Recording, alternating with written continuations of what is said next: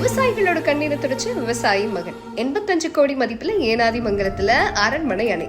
காலத்துக்கும் நின்னு பேசும் கம்பீரம். கண் கலங்கி நிகழ்ற விவசாயிகள். திராவிட மாடல் ஆட்சியில தமிழகம் முழுக்க செழிச்சிருந்தாலும் மழை மறைவு பிரதேசமா சுட்டப்படுற விழுப்புரம் மாவட்டமும் நீர்வளத்தோட காணப்படுது. இது எப்படி சாத்தியம் அப்படின்னு கேட்டா, கடந்த 5 வருஷத்துல விழுப்புரம் மாவட்டத்துல பாசனம் மற்றும் குடிநீர் மேம்பாட்டுக்காக திருக்கோவிலூர் தொகுதியோட எம்எல்ஏவான முனைவர் பொன்முடிதான் அமைச்சரா இருந்த காலத்தை பயன்படுத்திக்கிட்டதா சொல்றாங்க அரசு உயரதிகாரிகள்.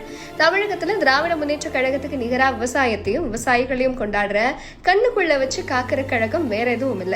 அந்த வகையில விழுப்புரம் மாவட்டத்துல விவசாயிகளோட நலன் காக்க எண்ணற்ற திட்டங்கள் நிறைவேற்றப்பட்டிருந்தாலும், குறிப்பா திருவெண்ணைநல்லூர் ஏனாதிமங்கலத்துல தென்பெண்ணை ஆற்று குறுக்க குடிநீர் வசதி மற்றும் பாசன வசதிக்காக 85 கோடி ரூபாய் செலவுல புதிய அணைக்கட்டு கட்டப்பட்டதான் உச்ச சிறப்பு.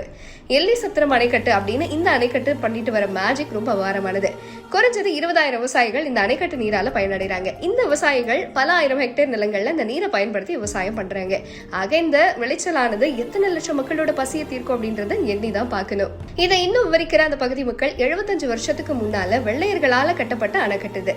ஆனா 4-5 வருஷத்துக்கு முன்னாடி அணைக்கட்டு ஃபுல்லா உடைஞ்சு அதோட உபரி நீர் நேரடியா கழனியில கலந்து திருவெண்ணைநல்லூர் உள்ளிட்ட பகுதிகளில் விவசாயிகளுக்கு பயன் இல்லாம போச்சு. 20,000 விவசாயிகள் இதனால பாதிக்கப்பட்டாங்க. விவசாயிகள் கலங்கி நிக்கிறத நேரடியா பார்த்த உடனே அமைச்சர் பொன்முடி இதை முதல்வரோட கவனத்துக்கு கொண்டு போனார்.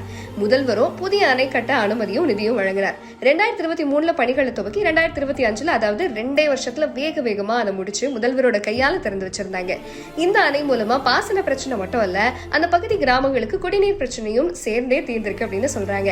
இதனாலதான் இந்த 20,000 விவசாயிகளும் எங்களோட மண்ணின் மைந்த டாக்டர் பொன்முடி கட்டி கொடுத்திருக்கிற இந்த அணை காலத்துக்கும் அரண்மனை மாதிரி கம்பீரமா நின்று பேசும்.